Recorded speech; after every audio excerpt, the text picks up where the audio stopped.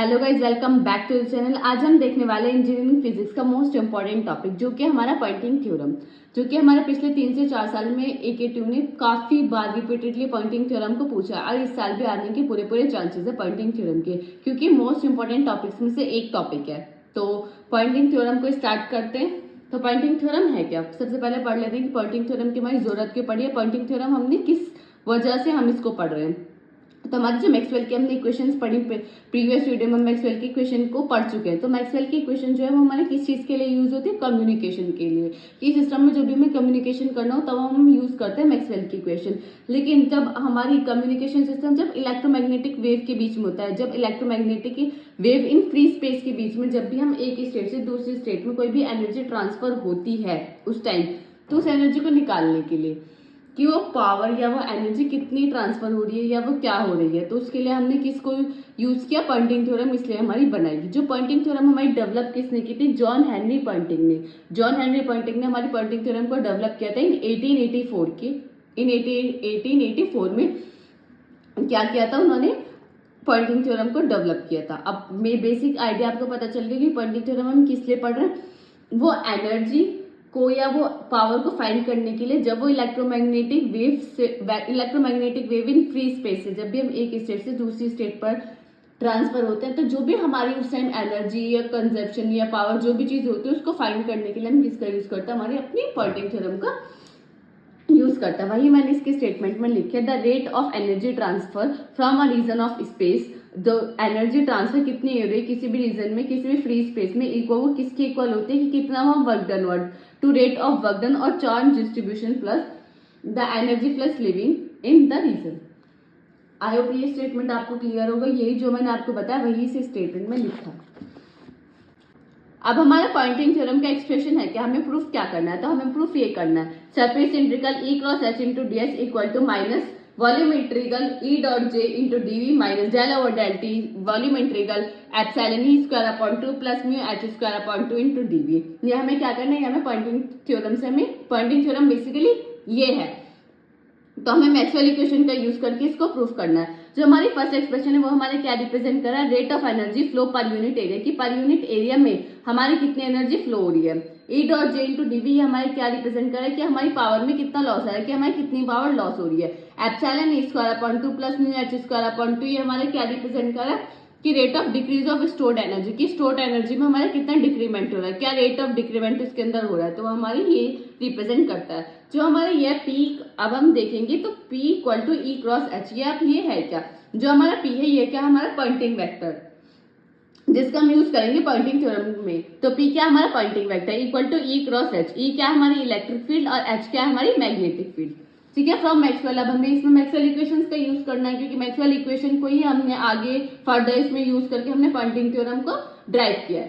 तो मैक्सवेल की थर्ड और फोर्थ इक्वेशन का हमने यूज किया। जो मैक्सवेल की फोर्थ इक्वेशन है वो क्या होता है, del cross H equal to J plus del D over del T, या curl cross E equal to minus del B over del T. ये हमारी क्या इक्वेशन थर्ड और इक्वेशन 4 है किसकी, मैक्सवेल की। तो हम मैक्सवेल की किसके इक्वेशन का यूज करेंगे, दोनों का यूज करेंगे। दोनों का यूज करके हमें क्या प्रूफ करना है, ये एक्सप्रेशन को हमें लेकर आना है। तो हमें इसमें जो पहले स्टेप है हमें क्या करना है, now taking dot product with E। जहां हमारा डेल क्रॉस H है या डेल क्रॉस E है, हमारे लेफ्ट साइड आप देखो जहां H है वहां हम क्या करेंगे, E का डॉट प्रोडक्ट करेंगे, और जहां हमारा E है वहां हम किसका डॉट प्रोडक्ट करेंगे, H का डॉट प्रोडक्ट करेंगे। जो हम पहली इक्वेशन को लेते हैं तो पहली इक्वेशन में H है तो हम किसका डॉट प्रोडक्ट करेंगे, E का डॉट प्रोडक्ट करेंगे। Now taking dot product with E, जब हम ये करेंगे तो लेफ्ट साइड भी करेंगे और राइट साइड भी करेंगे। तो E dot del cross H equal to E dot J plus E dot del D over del T. Simple आपको क्या क्या बोथ साइड मैंने क्या कर दी, मल्टीप्लाई मतलब डॉट प्रोडक्ट कर दिया E के साथ। तो सिंपल ये मेरी क्या बन गई इक्वेशन नंबर 3। अब हमें आपको अब इस स्टेप के बाद आपको ये स्टेप याद करना है कि वेक्टर आइडेंटिटी हम इसमें यूज करेंगे। कि वेक्टर आइडेंटिटी आपको एक आइडेंटिटी है यानी कोई फॉर्मूला है, तो आपको ये लर्न नहीं करना होगा। तो वो है क्या, curl dot E cross H equal to H dot curl cross E minus E dot curl cross H। ये हमारा क्या होता है, ये हमारा एक आइडेंटिटी है। लेकिन हमारा क्या है यहाँ थोड़ा उल्टा पुल्टा है, यानी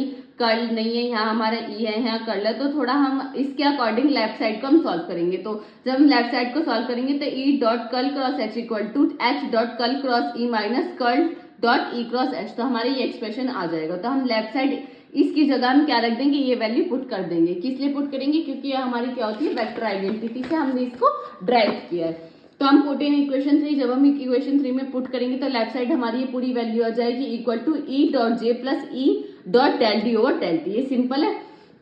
अब मैंने क्या किया, सिर्फ del dot E cross H को इधर ही रहने दिया और सबको मैं इधर लिया, तो H dot del cross E minus E dot J minus E dot del D over del T. ये मेरी क्या हो गई, ये मेरी इक्वेशन 5th हो गई।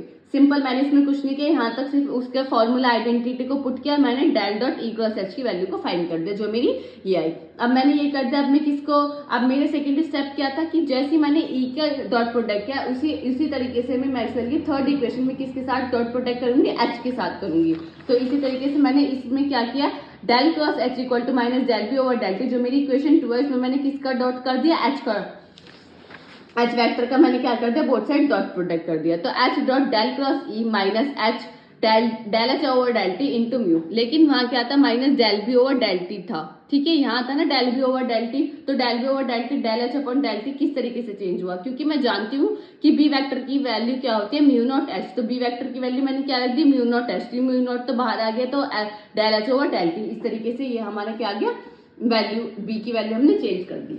Put this value in equation 5। अब हमें पता है H dot del cross E की वैल्यू हम यहाँ पुट कर सकते हैं, क्योंकि यहाँ हमारी ये एक्सप्रेशन है। तो मैंने क्या करा, H dot del cross E की जगह मैंने पूरी वैल्यू को पुट कर दिया, ठीक है। अब मैं इक्वेशन 5 में जैसे ही वैल्यू को पुट करूंगी तो क्या आएगा, del dot E cross H equal to minus H dot del H over del T into mu minus E dot J minus E dot del D over del T. अब यहाँ D है, लेकिन मुझे सब किस में चाहिए, ई और एच में चाहिए। तो मैं जानती हूँ जो हमारी डी वेक्टर है उसकी वैल्यू क्या होती है, epsilon not E, epsilon not E vector. तो बस इसमें मैंने ई की जगह में क्या रख, डी की जगह में क्या रख दूंगी, डी वेक्टर की एप्सिलॉन नॉट ई।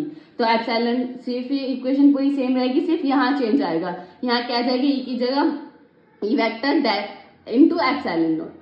ये मेरी क्या गई, मेरी इक्वेशन 6 हो गई। यहाँ तक कोई कंफ्यूजन नहीं होनी चाहिए, सिंपल आपको स्टेप्स याद रखने हैं। पहले स्टेप क्या है, मैक्सवेल की इक्वेशन लेनी है, फिर क्या करना है, डॉट प्रोडक्ट करना है, जहाँ एच है वहाँ ई के साथ, जहाँ ई है वहाँ एच के साथ। डॉट प्रोडक्ट करने के बाद आपको क्या याद करना है, आपको क्या करना है कि वो वेक्टर आइडेंटिटी का फॉर्मूला को लर्न करना है और उसको इम्प्लीमेंट करना है। फिर हमारा जो यहाँ तक का स्टेप्स बिल्कुल सेम है। फिर यहाँ तक हमें लेटर्स कंसिडर, हमें क्या कंसिडर करना है कि del over del T H dot H, अगर एच का डॉट हम एच के साथ करेंगे तो उसका मीनिंग क्या है, H del H over del T plus H del H over del T, ये होता है।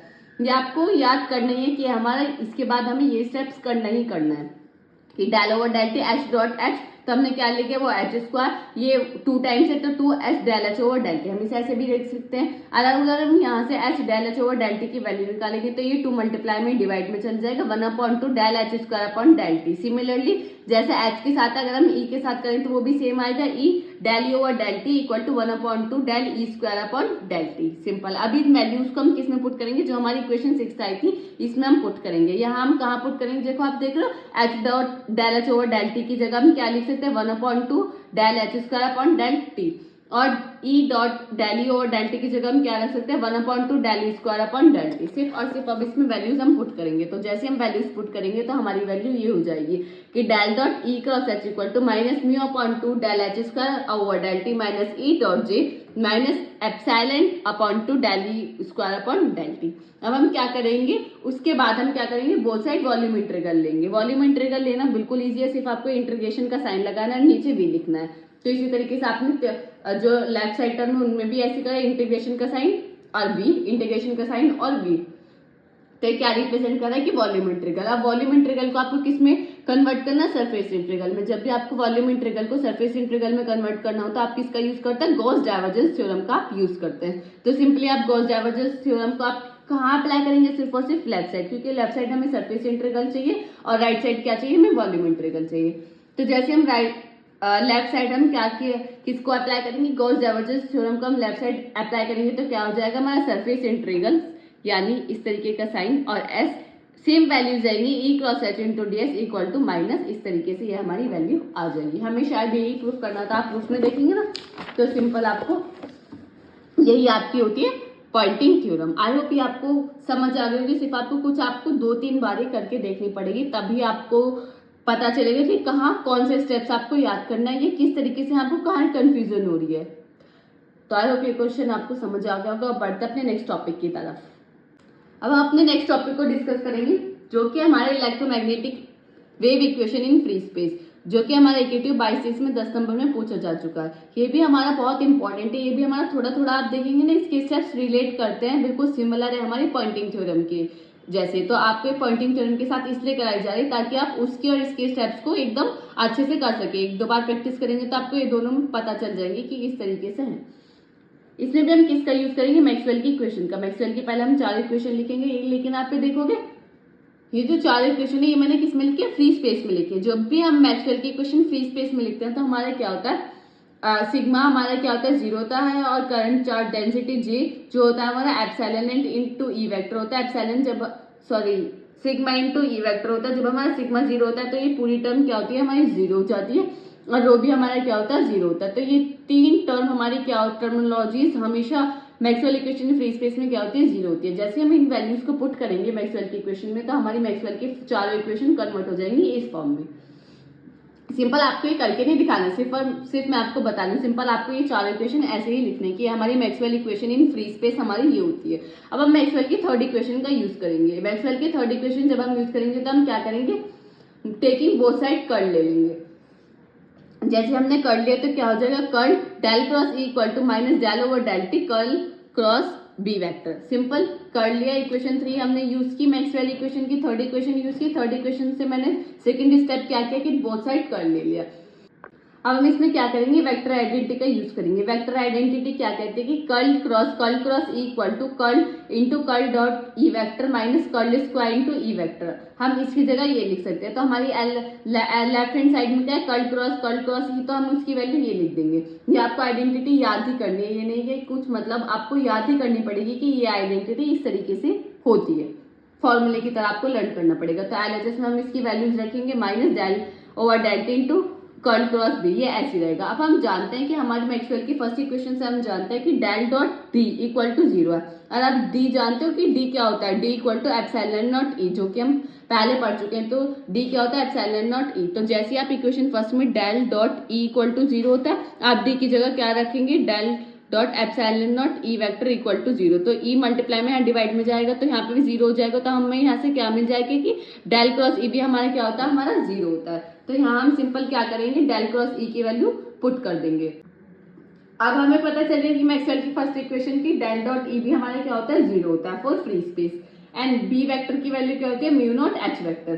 तो सिंपल इसमें वैल्यूज पुट करेंगे तो माइनस, जब ये वैल्यू पुट करेंगे तो डेल डॉट ई जब भी हमारा 0 होगा तो ये हमारी क्या टर्म हो जाएगी, पूरी 0 हो जाएगी। तो क्या बचेगा, minus del square E vector equal to B की जगह हम क्या रख देंगे, बी की जगह हम रख देंगे म्यू नॉट एच। तो म्यू नॉट कॉन्स्टेंट है, बाहर आ जाएगी, del over del T del cross H हो जाएगा।